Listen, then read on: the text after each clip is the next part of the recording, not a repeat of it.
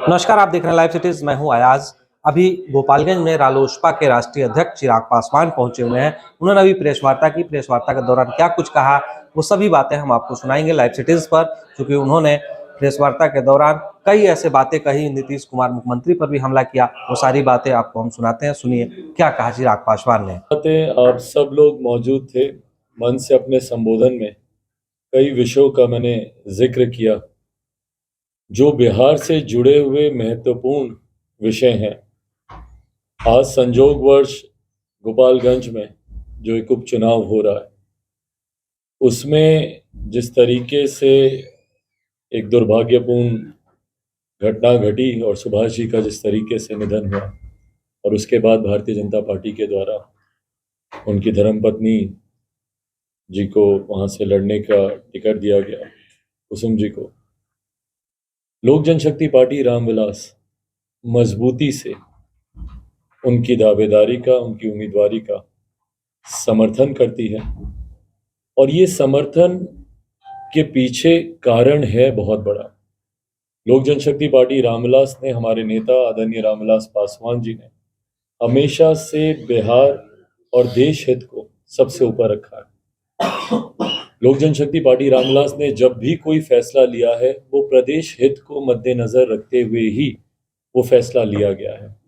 इस उपचुनाव में भारतीय जनता पार्टी के प्रत्याशी का समर्थन करने का फैसला भी तमाम परिस्थितियों को मद्देनजर रखते हुए ही लिया गया कि लोक जनशक्ति पार्टी रामविलास भारतीय जनता पार्टी के प्रत्याशी का समर्थन करेगी, क्योंकि जरूरी है जिस तरीके से प्रदेश में महागठबंधन की सरकार बनने के बाद पुनः एक भव्यतापूर्ण अराजकता का एक माहौल उत्पन्न हुआ है।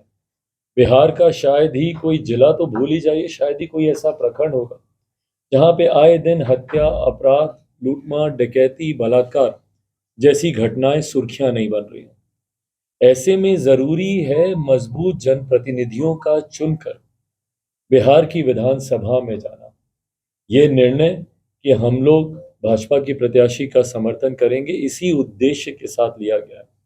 जिस तरीके से मुख्यमंत्री नीतीश कुमार जी के नेतृत्व में हर अपराध और भ्रष्टाचार के मापदंड पर पहली श्रेणी पर जा चुका है, ऐसे में जरूरी है कि ऐसे जनप्रतिनिधि चुनकर जाएं जो कि विधानसभा में मजबूती से अपने क्षेत्र का पक्ष रख सकें। मैं पुनः आप सबके माध्यम से भी गोपालगंज की जनता से मैं ये अपील करता हूं, मैंने मन से भी इस बात को कहा था कि महज अब एक औपचारिकता है चुनाव परिणामों में इनकी जीत की घोषणा सुनना, पर ये औपचारिकता में भी मैं चाहता हूं कि जीत का मार्जिन इतना ज़्यादा हो। और ख़ास तौर पर मैं उस परिस्थिति को समझ सकता हूं, मन से ही मैंने इस बात का जिक्र किया था, जब परिवार में तुरंत कोई अपने प्रिय को खोता है और उसके बाद एक लड़ाई लड़नी पड़ती है आपको, और वो लड़ाई जनता के लिए लड़ी जाती है। 2020 का जब चुनाव मैंने लड़ा, उस वक्त तुरंत मेरे पिता का निधन हुआ था, और उन परिस्थितियों में जब मैं बाहर आया, वो पीड़ा अंदर, मैं इसीलिए कुसुम जी की भी उस पीड़ा को भली भांति मैं समझ सकता हूँ।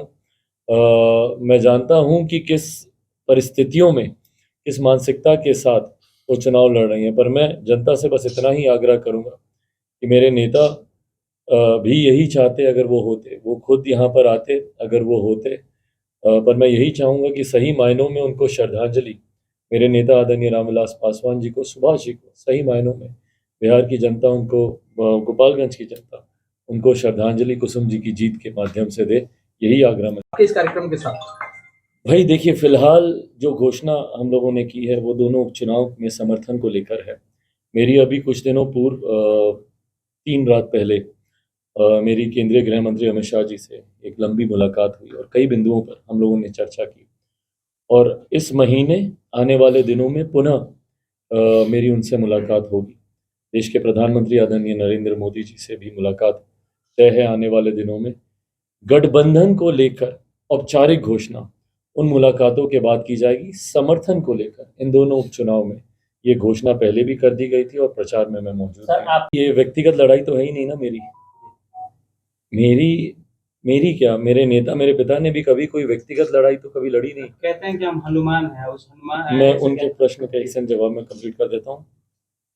व्यक्तिगत तौर पर अगर मुझे लड़ना होता तो बहुत सारे मापदंड तैयार हैं, और अगर मुझे सिर्फ अपने व्यक्तिगत हितों का संरक्षण करना होता तो भाई 2020 में मैं चुनाव ही अकेले नहीं लड़ता।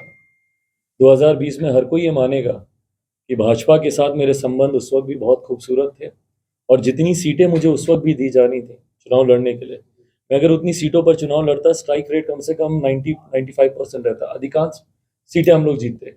बिहार में भी मेरे मंत्री होते, केंद्र सरकार में मैं खुद मंत्री होता। पर उस वक्त मेरी लड़ाई उस वक्त भी मुख्यमंत्री नीतीश कुमार जी और उनकी नीतियों से थी। उस वक्त भी मैंने जो निर्णय लिया वो बिहार के हित को, बिहारियों के हित को मद्देनजर रखते हुए लिया। इसीलिए आने वाले दिनों में जो भी फैसला होगा, घर खाली कराना, मेरे साथ क्या हुआ नहीं हुआ, ये लड़ाई का विषय नहीं है भैया। जब मैं करोड़ों बिहारियों की लड़ाई लड़ रहा हूँ, ऐसे में मैं अपने बंगले को लेकर, अपने घर को लेकर, परिवार को लेकर वो रोना मैं नहीं रो सकता। अगर मैं एक जनप्रतिनिधि हूँ, मेरे लिए प्राथमिकता प्रदेश और मेरी बिहार की जनता है। मेरी लड़ाई बिहार फर्स्ट, बिहारी फर्स्ट के लिए है। भाई मेरी लड़ाई ना उस वक्त भाजपा से थी, ना मैं कोई अपेक्षा रख रहा था। मैंने इस बात को, मुझे लगता है बहुत पुराने प्रश्नों को आप कुरेद रहे हैं, बट ठीक है आपने पूछा तो मैं जवाब दे देता हूँ। उस वक्त मैंने बहुत स्पष्ट तौर से इस बात को कहा था कि धोखा मेरे अपनों ने मुझे दिया, मैं दूसरे से क्या अपेक्षा रखूं। मेरे अपने मेरे साथ होते तो मुझे इन परिस्थितियों में उतरना ही नहीं पड़ता। मेरे अपनों ने मुझ पे वार किया, मेरे अपनों ने मेरा साथ छोड़ा। मेरी लड़ाई दूसरों से हो ही नहीं सकती, दूसरे से मैं कोई उम्मीद ही नहीं रख सकता। मेरे अपने मेरे साथ होते तो ऐसी परिस्थिति नहीं होती। तो धोखा मुझे अपनों से मिला। पूरी तरीके से डर है, एनडीए से भी और हार से भी, पर साथ ही साथ क्योंकि वो प्रदेश के मुख्यमंत्री हैं और पिछले 16-17 साल से निरंतरता में वो मुख्यमंत्री रहे हैं, तो उनके बुद्धि विवेक पे भी आप शंका नहीं कर सकते हैं। वो राजनीति को भली भांति जानते हैं। दोनों जगह उपचुनाव में नहीं जाने के पीछे अपने ही दल के प्रत्याशियों को हराने की भी उनकी एक सोच है। वो जानते हैं कि उनके गठबंधन के साथी अगर जीत गए तो संख्या बल में वो उनसे ज़्यादा हो जाएंगे, और उस वक्त जनता दल यूनाइटेड की ज़रूरत भी नहीं पड़ेगी। अगर आप महागठबंधन में जदयू को हटा दें और बाकी तमाम दलों के समीकरण को अगर आप जोड़ के देखें, कांग्रेस के विधायकों को जोड़ लें, सीपीआई सीपीएम के विधायकों को जोड़ लें, तमाम दलों को आप जोड़ लें, राजद के हैं ही, उनको अगर आप जोड़ लें तो मुझे लगता है महज 2 या 3 की संख्या उनको कम पड़ रही है सरकार बनाने के लिए। और अगर ये 2-3 अगर उनके पास आ जाते हैं तो जनता दल यूनाइटेड की कोई ज़रूरत महागठबंधन में भी नहीं रहेगी। तो आपने सुना कि चिराग पासवान ने क्या कुछ कहा। उन्होंने दावा किया कि बीजेपी मोकामा और गोपालगंज सीट पूरी तरह से जीत चुकी है। आप देख रहे हैं लाइव सिटीज, मैं हूं गोपालगंज से अयाज अहमद।